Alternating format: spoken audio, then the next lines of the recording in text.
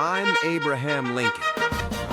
Abraham Lincoln, as it were, and I must speak to you plainly. Is this truly the Vice President of the United States speaking?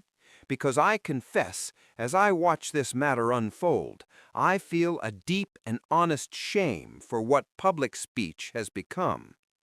First, take a look at our Vice President. She was trying to ram this guy with her car.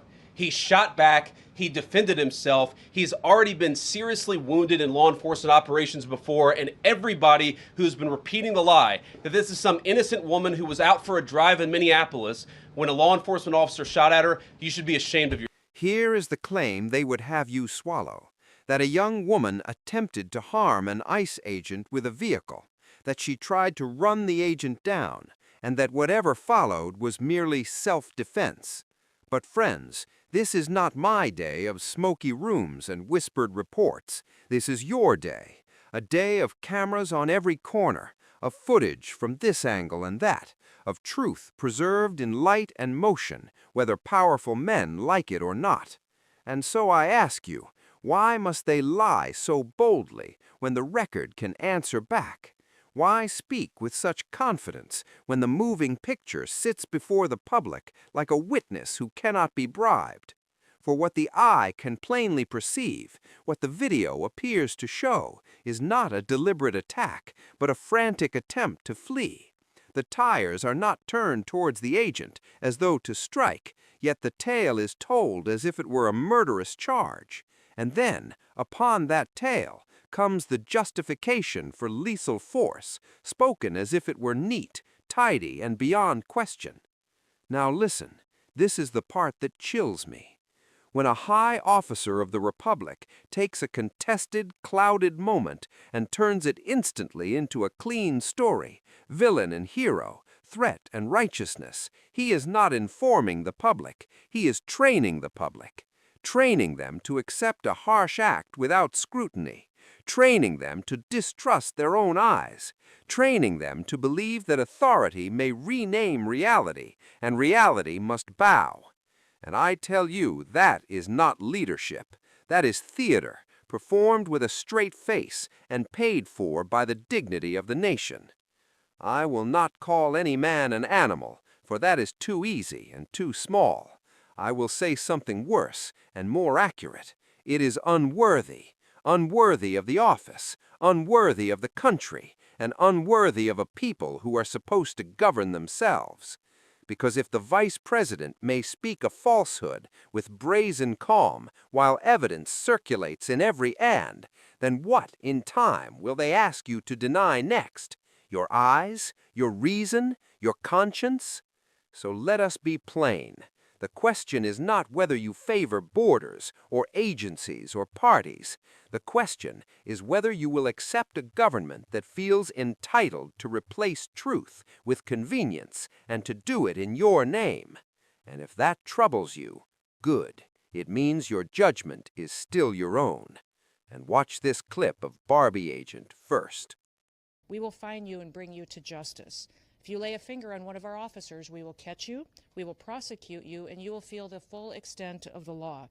In every single thing the Trump administration does, we put the American people first. Now, we are told that the Secretary, Kristi Noem, says if anyone so much as raises a finger toward an officer, we shall not let it go.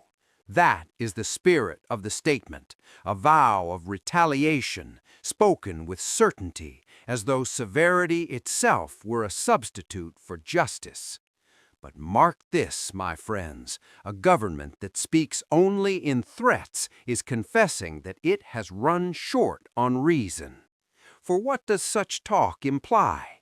It suggests that the life of an officer is precious beyond measure, but the life of an ordinary citizen may be handled carelessly, explained away, and forgotten. It suggests that the state may strike with fatal force and then demand silence, because any question asked afterward is treated as an attack. And I tell you plainly, that is not the rule of law. That is the rule of power.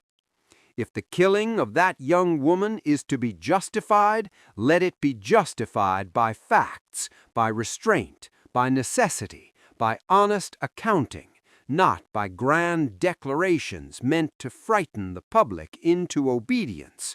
For when officials begin to speak as though they may kill and then threaten anyone who objects, they are not protecting order, they are endangering it.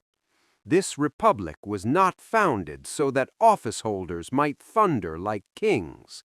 Public servants are not crowned, they are employed. They do not own the people, they answer to them.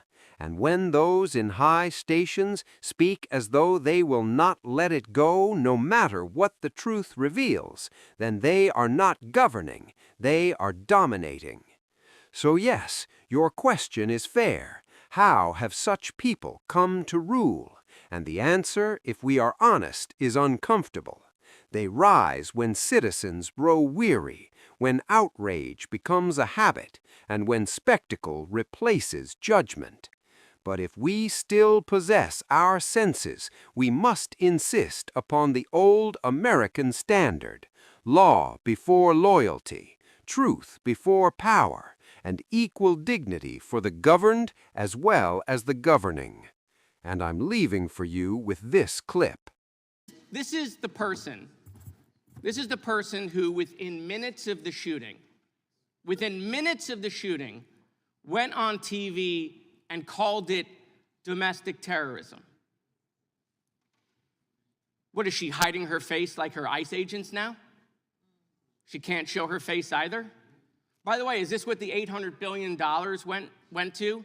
Every day we see her after there's some new tragedy in Homeland, she's wearing a different outfit with a different hat. I mean, come on, guys, she looks ridiculous. She's not just an embarrassment to the country. She's an embarrassment to you and the president. Okay, she deserves to be removed from her job by the president, and if not impeached, not just for her complete failures in Homeland, but her destruction of FEMA. She's not even running the department. You guys know this. You guys know she's not running Homeland. Your governors and you all, when you need your FEMA money, you don't call Noam, you call Corey. You know she's not running the place. She's a complete and utter embarrassment. By the way, every Homeland Secretary has come in front of this committee once a Congress. I'd like to know the date she's coming. When is she coming? When is she coming? By the way, do you know Pam Bondi has not come in front of this committee? Do you know she's the only secretary to not appear in front of a committee yet? When is she coming? What's the date on the calendar that she's coming? You know what? Let's make it easy. I want to make a motion to subpoena Pam Bondi. Second. To this committee. Third, fourth, fifth. How much are we going to... The gentleman is not recognized for that motion. However, the chair will advise as to the Attorney General coming for, as they do routinely. Mr. Chairman, thank you. But where is the Attorney General, the only secretary to not appear, okay, in front of a committee? The only one. We're into year 2 of this Congress, and we've not had the Attorney General in front of this committee. How much are we going to weaken Article 1 of the Constitution while you guys remain in power? I watch you twist yourself into pretzels trying to defend this, running away from previous statements, disagreeing with yourself, trying to defend the crap that's happening.